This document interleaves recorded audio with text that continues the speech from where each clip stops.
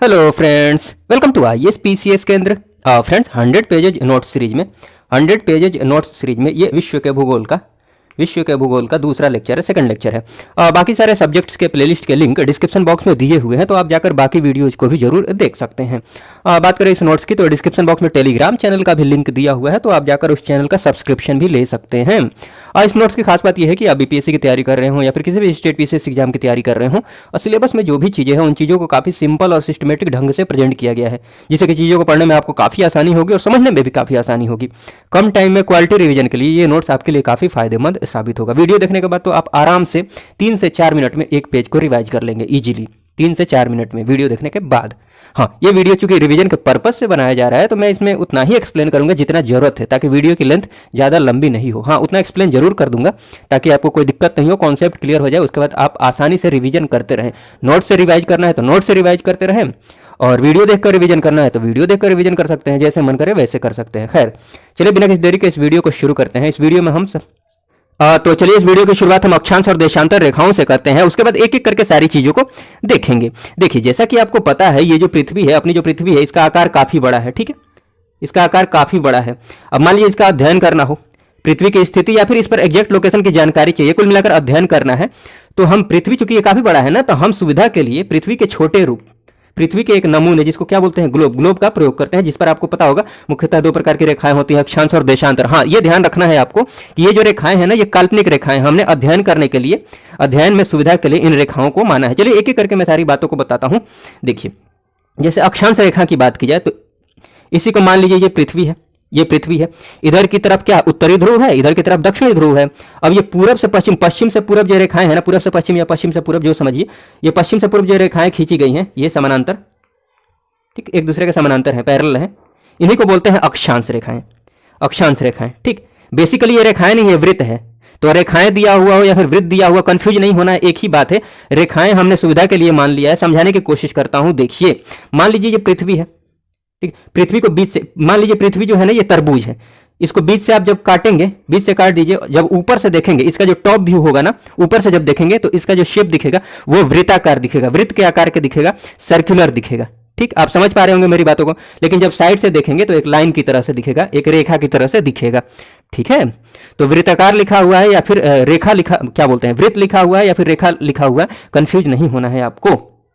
अब सुन लीजिए, ये जो रेखाएं हैं ना, ये जो बीचों बीच पृथ्वी के सेंटर से, केंद्र से ये जो रेखा गुजर रही है, ऐसे देखा जाए तो ये वृत्त के फॉर्म में है, बट इसको रेखा के फॉर्म में देखा जाए तो ये जो यहां से जो गुजर रही है, ठीक है, इसको क्या बोलते हैं, विषुवत रेखा, भूमध्य रेखा, विषुवत रेखा या फिर भूमध्य रेखा, इक्वेटर लाइन है ये। ठीक है ना, देखिएगा। उसके बाद यहां पर आइए, एक और लाइन खींचते हैं इसके समानांतर। ऐसे ही बहुत सारी लाइनें हैं। कितनी लाइनें हैं, ऐसे खींचते यहां 90 डिग्री तक जाना है। अब देख लीजिए, प्रत्येक लाइन जो है ना, एक एक डिग्री पर खींची गई है। अब डिग्री का क्या मतलब है, मैं थोड़ा सा समझा देता हूं। जैसे इस लाइन को आप ले लीजिए, इस लाइन को तो यहां से पकड़िए, और इस लाइन को, इसका जो पृथ्वी का ये सेंटर है ना, पृथ्वी का सेंटर है, सेंटर की तरफ मिला दीजिए। तो यहां पर जो एंगल बन रहा है ना, यही एंगल जो है ना यहां पर दिखाया गया है, यही वाला एंगल, सेंटर से जो एंगल बन रहा है, यहां पर बन रहा होगा 23.5 डिग्री, 23.5 डिग्री, चाहे 23.1/2 डिग्री। ठीक, 23.5 डिग्री। तो एक एक डिग्री पर सारी ये लाइनें हैं, और कहां तक जाना है हमें, 90 तक। तो एक बात ध्यान रखिएगा, जब 90 पर पहुंचे हैं ना, तो ये जो है ना, ये बिंदु बन गया है, ये पॉइंट बन गया है। तो पॉइंट क्या है, एक रेखा थोड़ी है। तो अगर पूछा जाए कुल कितनी अक्षांश रेखाएं हैं, तो देखिए बता सकते हैं आप, यहां से देखिए 1 डिग्री, 2 डिग्री, 3 डिग्री, कहां तक जा रहे हैं, 90 तक। तो 90 वाला तो काउंट नहीं करेंगे ना, क्योंकि ये क्या है, पॉइंट है, बिंदु है। हम कितने तक काउंट करेंगे, 89 तक काउंट करेंगे। वैसे ही इस विषुवत रेखा के दक्षिण में आइए, 1 degree, 2 degree, 3 degree, 4 degree, 5 degree, ऐसे कहां तक आना है, 90 डिग्री तक आना है। ठीक है, इधर की तरफ भी कितनी रेखाएं हैं, 89। ये तो पॉइंट बन जा रहा है ना, ये बिंदु हो जा रहा है, ये रेखा थोड़ी हुई। ठीक है, और एक विषुवत रेखा, ये भी तो रेखा है, एक विषुवत रेखा को ले लीजिए। तो कुल मिलाकर कितना हुआ, 179। इनको ऐड करेंगे ना तो कितना हो जाएगा, 179। तो कुल कितनी अक्षांश रेखाएं हैं, 179 है। ठीक है, हाँ, सबसे बड़ी जो अक्षांश रेखा है वो कौन सी है, आपको दिख रहा होगा, ये विषुवत रेखा, भूमध्य रेखा। ठीक, इसको विषुवत वृत्त भी बोलते हैं। ये सारी बातें हैं। चलिए, ऊपर मैंने इनको लिखा है, यहां पर देखिए अक्षांश रेखाएं, यहाँ पर लिख ही दिया। कुल संख्या कितनी है 89 प्लस 89 प्लस 1 179। 0 डिग्री जो अक्षांश रेखा है ना, 0 डिग्री अक्षांश रेखा, ये इसको बोलते हैं विषुवत रेखा, इसको विषुवत रेखा अर्थात भूमध्य रेखा। ठीक है। 23 डिग्री 23.5 डिग्री जो नॉर्थ में है इसको कर्क रेखा बोलते हैं, ट्रॉपिक ऑफ कैंसर, ये वाला इसका नाम जो है कर्क रेखा है, उत्तर दिशा में जो है 23.5 डिग्री उत्तर में, उत्तरी अक्षांश इसको बोलेंगे। उत्तर की तरफ जो है उनको उत्तरी अक्षांश बोलेंगे, दक्षिण में जो है दक्षिणी अक्षांश बोलेंगे। ठीक है। तो इसको बोलते हैं कर्क रेखा 23.5 डिग्री वाले को, और दक्षिण में जो है उसको बोलते हैं मकर रेखा।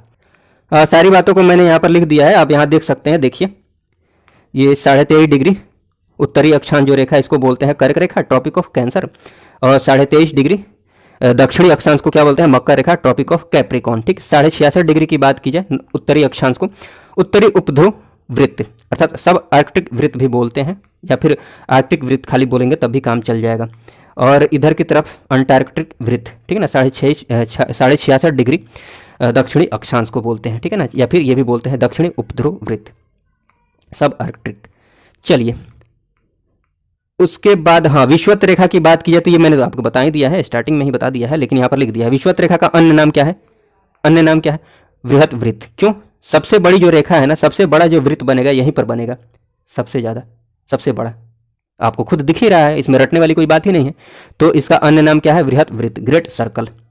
उसके बाद हाँ ये इंपॉर्टेंट बात है, जो वार्षिक तापांतर रहता है वो कम रहता है। क्यों कम रहता है भाई? क्योंकि सूर्य जो है ना लगभग वर्ष भर लगभग यहाँ पर लंबवत चमकते रहता है, लंबवत चमकते रहता है वर्ष भर बराबर रूप में, इसीलिए यहाँ का ताप अंतर कम है। हमेशा तापमान जब बराबर ही है तो दोनों में आप डिफरेंस निकालेंगे, दोनों का अंतर क्या होगा, बहुत कम होगा। वार्षिक तापांतर जो होता है न्यूनतम होता है, लगभग वर्ष भर जो सूर्य है ना लंबवत ही चमकते रहता है। समझ पा रहे हैं आप मेरी बातों को? जैसे हम उत्तरी अक्षांश की तरफ हैं, भारत की बात की जाए तो भारत से उत्तरी अक्षांश गुजरता है ना, तो अब सर्दी में देखिए, गर्मी में मान लीजिए 44 डिग्री सेंटीग्रेड तक ये टेम्परेचर चला जाता है, सर्दी में मान लेते हैं 4। अब देखिए डिफरेंस कितने का आ गया, 40 का आ गया। तो ये जो डिफरेंस है ना वार्षिक तापांतर की बात की जाए, मतलब टेम्परेचर डिफरेंस की बात की जाए तो देख रहे हैं काफ़ी हो जा रहा है, जबकि यहाँ पर बात की जाए तो काफ़ी कम है, क्योंकि वर्ष भर जो सूर्य है ना लंबवत चमकते रहता है, टेम्परेचर मतलब लगभग बराबर रहता है। ठीक है ना, ऐसे आप समझ सकते हैं। उसके बाद बात की जाए विषुवत रेखा या फिर भूमध्य रेखा, ये जो है ना कर्क रेखा तथा मकर रेखा, तीनों ध्यान रखिएगा, विषुवत रेखा, भूमध्य रेखा, कर्क रेखा तथा मकर रेखा, तीनों के तीनों अफ्रीका महाद्वीप से गुजरती हैं। इंपॉर्टेंट बात है, ध्यान रखिएगा, बहुत इंपॉर्टेंट है। अफ्रीका महाद्वीप से ये तीनों के तीनों रेखाएं गुजरती हैं। भारत से बात की जाए तो भारत से कौन सी रेखा गुजरती है, केवल कर्क रेखा गुजरती है। चलिए देखते हैं कौन सी रेखा कहाँ कहाँ से गुजरती है। कुल लंबाई की बात कर ली जाए ना, विषुवत रेखा की बात की जाए, विषुवत रेखा की जो कुल लंबाई है, ये 1 मिनट, कुल लंबाई कितनी है वो थोड़ा सा आप देख सकते हैं, मैंने यहाँ पर लिख दिया है। उसके बाद बात करते हैं कि विषुवत रेखा गुजरती कहाँ कहाँ से है। तो मैप से आप चीज़ों को ध्यान रखेंगे तो ज़्यादा सही रहेगा। मैप से एक बार देख लिया है तो नाम को पढ़ते जाइए, इमेजिन करते जाइए कहाँ पर है। जैसे देख लीजिए विषुवत रेखा अर्थात भूमध्य रेखा कहाँ से गुजर रही है, इक्वाडोर इधर की तरफ है, यहाँ पर इक्वाडोर से गुजर रही है। कोलंबिया ये सब साउथ अफ्रीका में है। फिर ब्राज़ील है, ब्राज़ील से, ये साउथ अफ्रीका के देश हैं ये तीनों। उसके बाद गैबन हो गया, ये इधर अफ्रीका में आ गए हम। गैबन है, कांगो है, कांगो गणराज्य है, सब नंबरिंग की हुई है, आप देख लीजिएगा। युगांडा है, फिर केन्या है, सोमालिया है, मालदीव है, ठीक है ना, इंडोनेशिया है, किरिबाती है, साओ टोमो प्रिंसिप है। ठीक, तो ये सारी चीज़ें आप एक एक करके देखते रहिएगा। चलिए यहाँ पर है, यहाँ ध्यान दीजिएगा, ये जो है ना यहाँ पर है, उधर नहीं है, यहाँ पर है, थोड़ा सा ध्यान दे दीजिएगा। तो मोटा मोटी आप मैप में देखे होंगे, उसके बाद इन चीज़ों को पढ़ेंगे और थोड़ा सा इमेजिन करेंगे ना, हाँ ये यहाँ पर है, ये यहाँ पर है। क्वेश्चन में अगर पूछा जाता है तो वैसे क्वेश्चन पूछे जाते हैं कि आराम से अगर कोई इस रेखा पर नहीं है, भूमध्य रेखा पर नहीं है, तो आप उसको एलिमिनेट कर सकते हैं। कैसे कैसे? मान लीजिए यहाँ पर दे दे रूस, पूछ दे कौन किस देश से मतलब भूमध्य रेखा नहीं गुजरती है, बहुत सारा नाम दे दे और एक नाम दे दे रूस, तो खैर चलिए बहुत दूर हो गया, मान लेते हैं भारत को ही दे देता है, भारत दे देता है, तो आप आसानी से बता सकते हैं भारत यहाँ से गुजर ही नहीं रहा है। ठीक ना, तो ऐसे थोड़ा मैप देखे रहेंगे तो आइडिया लग जाता है। कर्क रेखा अर्थात 23.5 डिग्री उत्तरी अक्षांश की बात की जाए तो देखिए 21 मार्च से लेकर, मोटा मोटी आप ध्यान रख सकते हैं कि 21 मार्च से लेकर 23 सितंबर तक लगभग 6 महीने तक सूर्य जो है ना वो विषुवत रेखा एवं कर्क रेखा के बीच चमकता है। ठीक, कैसे समझाने की कोशिश करता हूँ, देखिए ये है विषुवत रेखा। यहां से सूर्य चमकेगा इधर की तरफ, देखिएगा उत्तर की तरफ बढ़ना शुरू होगा 21 मार्च के बाद कर्क रेखा की तरफ। हाँ, ये आपको ध्यान रखना है, आपको पता होगा भी कि इन तीनों रेखाओं में, कर्क रेखा, भूमध्य रेखा और मकर रेखा, इन तीनों में से भारत से गुजरने वाली जो रेखा है वो कौन सी रेखा है? एकमात्र रेखा कर्क रेखा है। ठीक, तो उससे कोरिलेट करके कैसे ध्यान रखेंगे? आपको पता है कि कर्क रेखा भारत से गुजरती है और आपको ये भी पता है कि जून के महीने में भारत में भयंकर गर्मी पड़ती है, उससे आपको ध्यान रखना है, कोरिलेट करना है। ठीक है, देखिए कैसे आपको ये ध्यान रखना है, 21 मार्च से जो सूर्य है इधर की तरफ बढ़ना शुरू होगा, उसके बाद ये पहुंचता है पता है कब? जून में। जून में यहाँ पर 20-21 जून को आकर यहाँ पर लंबवत चमकता है। लंबवत चमकेगा तो निश्चित रूप से गर्मी बढ़ेगी। लंबवत अगर सूर्य चमकता है तो निश्चित रूप से गर्मी बढ़ेगी। हाँ, तिरछा चमकेगा तो टेम्परेचर कम हो जाएगा। जैसे अभी सर्दी पड़ रही है, इसका मतलब सूर्य इधर की तरफ है, दक्षिणी अक्षांश में है, ठीक ना। तो उत्तरी अक्षांश, हाँ, कर्क रेखा पर बात की जाए तो 20-21 जून को लंबवत चमकता है। उसके बाद फिर वापस आना शुरू होता है किधर की तरफ? विषुवत रेखा की तरफ, और आ जाता है 23 सितंबर को। 23 सितंबर, ठीक है। हाँ, तो जब लंबवत चमक रहा है जिस दिन, गर्मी तो पड़ेगी ही, और उसी दिन सबसे बड़ा दिन होगा क्योंकि सूर्य ठीक ऊपर चमक रहा है, ज्यादा देर तक लाइट रहेगी कर्क रेखा के ऊपर, ज्यादा देर तक प्रकाश रहेगा सूर्य का। इसीलिए सबसे बड़ा जो दिन होता है 20-21 जून को होता है किधर की तरफ? कर्क रेखा की, मतलब उत्तरी अक्षांश की बात की जाए, इधर की तरफ। ठीक, तो सारी बातें हम एक एक करके देखेंगे, एक एक करके देखेंगे, आपको टेंशन लेने की ज़रूरत नहीं है। उसके बाद देखिए किधर गया। हाँ, तो ये तो मैंने आपको बता दिया ना कि वापिस आता है सूर्य, वापिस आएगा विषुवत रेखा पर 23 सितंबर को। फिर 23 सितंबर से आगे बढ़ते 21-22 दिसंबर को मकर रेखा पर लंबवत चमकेगा। तो आपको ध्यान रखना है, जैसे 20-21 जून को यहाँ पर सबसे बड़ा दिन हो रहा है, इधर की तरफ जब सूर्य लंबवत चमक रहा है, तो सबसे बड़ा दिन उत्तरी अक्षांश में कब हो रहा है? 20-21 जून को। तो ठीक उसी टाइम सबसे छोटा दिन जो होगा वो किधर की तरफ होगा? दक्षिणी गोलार्ध में। दक्षिणी गोलार्ध में, जैसे उत्तरी गोलार्ध में सबसे बड़ा दिन कब हो रहा है? 20-21 जून को। ठीक उसी टाइम सबसे छोटा दिन कब हो जाएगा? इधर की तरफ। आराम से आप ध्यान रख सकते हैं। वैसे ही जब सूर्य इधर की तरफ आकर लंबवत चमक रहा है मकर रेखा पर 20-21 दिसंबर को, ठीक है, 21-22 दिसंबर को, तो इस दिन दक्षिणी गोलार्ध में सबसे बड़ा दिन होगा। तो ठीक इसी टाइम उत्तरी गोलार्ध में सबसे छोटा दिन होगा। दोनों बातें आप ध्यान रख सकते हैं। ये सारी बातें हैं। चलिए, सब कुछ लिखा हुआ है, आपको टेंशन लेने की जरूरत नहीं है। देखिए, कर्क रेखा की बात की जाए तो ये तो मैंने आपको बता दिया कि सूर्य जो है ना विषुवत रेखा कर्क रेखा के बीच में रहता है 21 मार्च से लेकर 23 सितंबर तक, लगभग 6 महीने। 21 जून को मैंने बता दिया सूर्य जो है ना कर्क रेखा पर लंबवत चमकता है, जिसको ग्रीष्म अयनांत बोलते हैं। हाँ, कर्क रेखा जिनसे होकर गुजरती है वो देश यहाँ पर लिखे हैं मैंने। आपको मैं सजेस्ट करूंगा कि आप मैप में जरूर देखिए, आपके पास मैप होगा, मैप में देखिए कर्क रेखा कहाँ कहाँ से होकर गुजर रही है। पहले देख लीजिए, उसके बाद ये नाम पढ़िए, या फिर नाम पढ़ते हुए इमेजिन कीजिए कि ये देश कहाँ पर होना चाहिए, अगर आपने पहले से देख रखा है तो। ठीक है, चलिए, तो हाँ, ये जरूर ध्यान रखना है कि कर्क रेखा जो है ना, एकमात्र कर्क रेखा जो है ना वो भारत से गुजरती है, ये जरूर ध्यान रखिएगा। उसके बाद पूछ लेता है अगर क्वेश्चन की कर्क रेखा से निम्नलिखित में से कौन सा देश है जिनसे होकर कर्क रेखा नहीं गुजरती है, तो हल्का फुल्का भी मैप आप देखते रहे होंगे तो आराम से आइडिया लगा लेंगे। कर्क रेखा से थोड़ा ऊपर का देश दे देता है तो आराम से उसको एलिमिनेट कर देंगे। इसलिए मैप देखने की आदत डालनी चाहिए। तो देखिए, पढ़ लेते हैं इसको। जिससे होकर कर्क रेखा गुजरती है, हवाई द्वीप हो गया, वेस्टर्न सहारा हो गया, बहामास हो गया, मॉरिटानिया हो गया, अल्जीरिया, लीबिया, ये मिस्र, चाड हो गया, भारत हो गया, म्यांमार हो गया, ओमान हो गया, मैक्सिको हो गया। मैं इसको आपको नहीं बोल रहा कि रटिए इसको, मैप से देखिए, कोशिश कीजिए मैप से देखने की। नाइजर हो गया, सऊदी अरब हो गया, यूएई, बांग्लादेश, चीन, ताइवान, ये सारी चीज़ें। उसके बाद बात की जाए मकर रेखा की, तो इसके बारे में भी मैंने बता ही दिया है कि 23 सितंबर को जब उधर से लौट कर आता है तो 23 सितंबर के बाद आगे बढ़ना शुरू होता है और 21-22 को जाकर वो दक्षिणी अक्षांश पर क्या बोलते हैं, जो दक्षिणी अक्षांश मकर रेखा पर लंबवत चमकेगा सूर्य। 21-22 दिसंबर को मैंने बोल ही दिया है। ठीक, उसके बाद वापस लौटते हुए फिर कब लौट जाएगा? विषुवत रेखा पर 21 मार्च को। ठीक है, ऐसे 23 सितंबर को इधर आगे मतलब इधर बढ़ते हुए, दक्षिण की तरफ बढ़ते हुए मकर रेखा पर 21-22 दिसंबर को यहाँ पर चमकेगा। उसके बाद फिर वापस लौटते हुए सूर्य कहाँ चला जाएगा? इधर 23 सितंबर को यहाँ पर विषुवत रेखा पर फिर इधर की तरफ बढ़ने लगेगा। ठीक, तो ये प्रोसेस है, सिंपल सा है। अगर इतना आइडिया लगा लेते हैं तो ये सब रटने की जरूरत है नहीं। तो लिख ही दिया 21-22 दिसंबर को सूर्य जो है ना मकर पर लंबवत चमकता है, इसको शीत अयनांत बोलते हैं। चलिए, और मकर रेखा से होकर जो गुजरने वाले, मकर रेखा जिनसे होकर गुजरती है ये लाइन, उसकी बात की जाए तो चिली है, पैराग्वे है, अर्जेंटीना है, ब्राज़ील है, नमीबिया है, बोत्सवाना है, दक्षिण अफ्रीका है, मोजाम्बिक है, मेडागास्कर है, टोंगा है, फ्रेंच पॉलिनेशिया है फ्रांस में। उसके बाद बात कीजिए ऑस्ट्रेलिया है। तो ये आपको ध्यान रखना है कि ये तीनों जो रेखाएं हैं ना, कर्क रेखा, मकर रेखा और विषुवत रेखा, ये तीनों रेखाएं कहाँ से, दक्षिण अफ्रीका से होकर, दक्षिण अफ्रीका बोल रहा हूँ, अफ्रीका महाद्वीप से होकर जरूर गुजरती हैं। ये ध्यान रखिएगा, अफ्रीका महाद्वीप से, एक ऐसा महाद्वीप जिससे होकर तीनों रेखाएं गुजरती है। वो कौन सा महाद्वीप है? अफ्रीका से ये तीनों रेखाएं गुजरती हैं, कर्क रेखा, मकर रेखा और विषुवत रेखा। चलिए, ये तो मैंने आपको बता ही दिया है। 21 मार्च और 23 सितंबर को सूर्य जो है ना विषुवत रेखा पर पूर्णतः लंबवत चमकता है। मोटा मोटी तो चमकता ही है लंबवत, सूर्य का प्रकाश मोटा मोटी देखा जाए तो लगभग वर्ष भर लंबवत ही चमकता है विषुवत रेखा पर, लेकिन पूरी तरह से लंबवत कब चमकता है? 21 मार्च और 23 सितंबर को। यह भी मैंने बताया था, 21 मार्च और 23 सितंबर को विषुवत रेखा पर पूर्णतः लंबवत चमकता है सूर्य।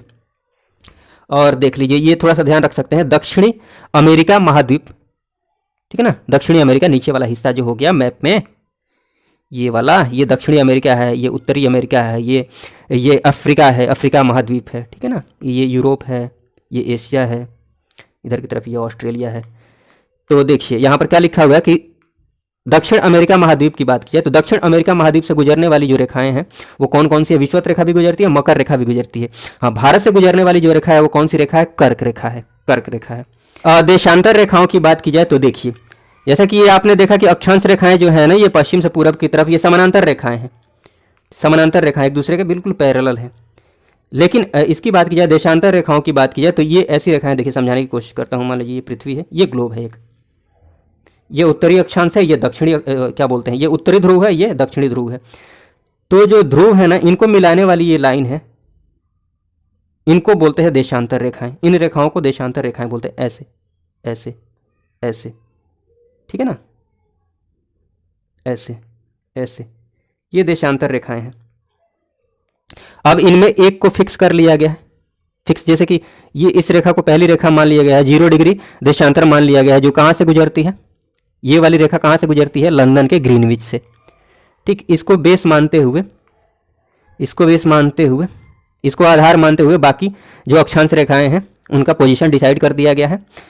यहाँ पर ये है ग्रीनविच, ये है क्या बोलते हैं, प्रधान मध्याह्न रेखा, ठीक है ना, 0 डिग्री देशांतर रेखा ये है।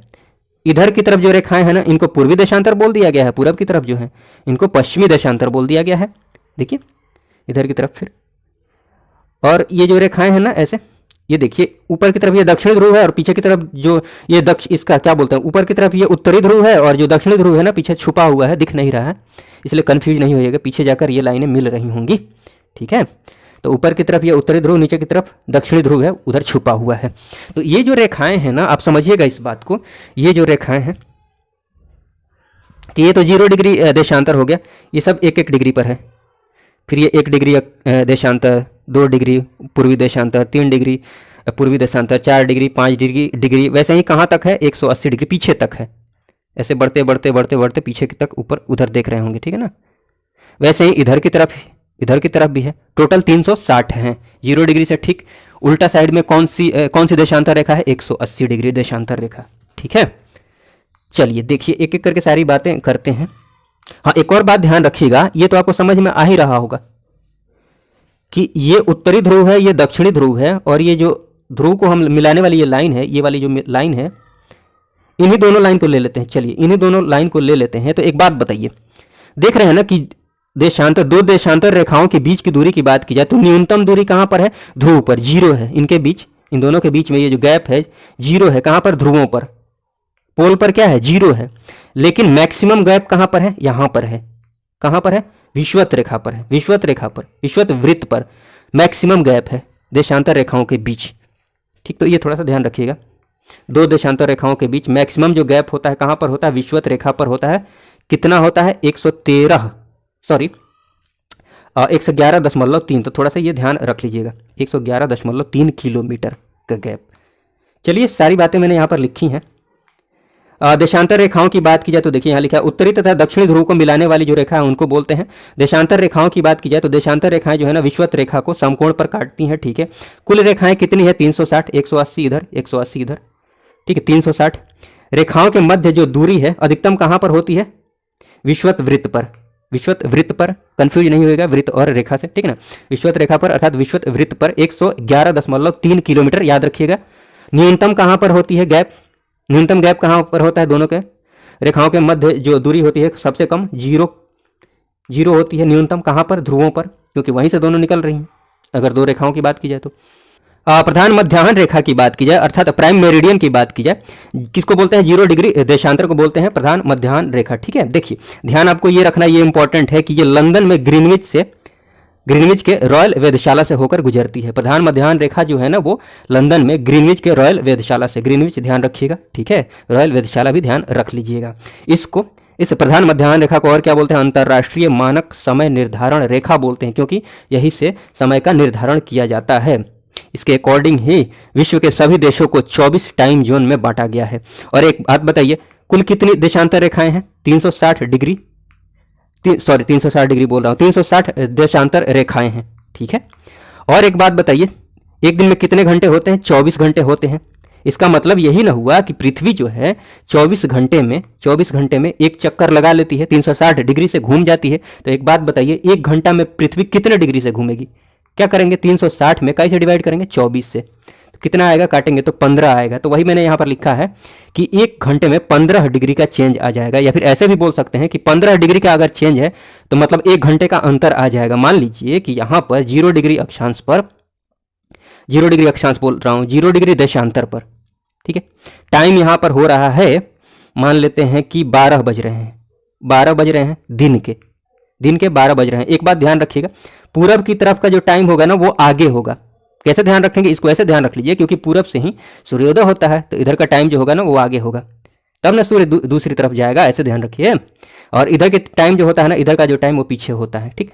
तो इधर की तरफ अगर पूरब की तरफ हम आते हैं 15 डिग्री, यहां पर मान लीजिए 15 डिग्री हो गया, ठीक। 15 डिग्री पूर्वी देशांतर पर बात की जाए तो कितना बज रहा होगा? अगर यहाँ 12 बज रहा है दिन के, तो यहाँ पर बज रहा होगा दिन के 1 बज रहे होंगे, 1 घंटा ये आगे होगा, 1 बज रहे होंगे, क्योंकि 15 डिग्री बराबर 1 घंटा। जैसे भारत की बात कर लेते हैं, तो भारत से जो होकर देशांतर रेखा गुजरती है, जिससे टाइम का निर्धारण होता है भारत का, कहाँ से वो रेखा होकर गुजरती है? उत्तर प्रदेश के नैनी से। कहाँ पर है वो? प्रयागराज में है। कौन सी रेखा है वो? 82.5 डिग्री, ठीक है ना, पूर्वी देशांतर। 82.5 डिग्री का मतलब ये 82.5। पहले इसको समझ लीजिए। देखिए 1 घंटा में 15 डिग्री का फर्क पड़ रहा है, मतलब 15 डिग्री पर 1 घंटे का फर्क पड़ रहा है, आप समझ रहे हैं। 15 डिग्री में कितने घंटे का फर्क पड़ रहा है? 1 घंटे का, अर्थात 60 मिनट का। तो 1 डिग्री पर कितने का फर्क पड़ेगा? 60, ये 15 नीचे चला जाएगा, अपॉन 15, 4 मिनट का फर्क पड़ेगा। 1 डिग्री हम इधर बढ़ेंगे तो 4 मिनट आगे बढ़ जाएंगे, ठीक। उधर का टाइम जो होगा ना 4 मिनट आगे होगा, ये समझ रहे हैं। अब देखिए 1 डिग्री बराबर 4 मिनट, ध्यान रखिएगा। कितना था? 82.5 डिग्री। अब इसमें 4 से मल्टीप्लाई कर देंगे तो आराम से पता चल जाएगा कितना मिनट होगा। 1 डिग्री बराबर कितना है? 4 मिनट। तो इतना डिग्री बराबर कितना मिनट हो जाएगा? 4 से मल्टीप्लाई करते हैं, देखिए कितना आ जाएगा। ये आ जाएगा आपको 5 के 20 के 0 दशमलव, 5 के 20 के 0, 4 दूनी 8, 8 दो 10 के 0, ठीक है, दशमलव यहाँ बिठाई दिया है। ये हो जाएगा आपको, उसके बाद 8 चौके 32, 32 एक 33, कुल कितने हुए? 330 मिनट। डेसिमल के बाद 0 का कोई मतलब नहीं है। 330 मिनट भारत जो होगा ना आगे होगा, किससे? लंदन से ये ग्रीनविच लाइन, मतलब ग्रीनविच से जो ये क्या, कौन सी रेखा गुजर रही है? 0 डिग्री देशांतर, जिसको प्रधान मध्याह्न रेखा बोलते हैं।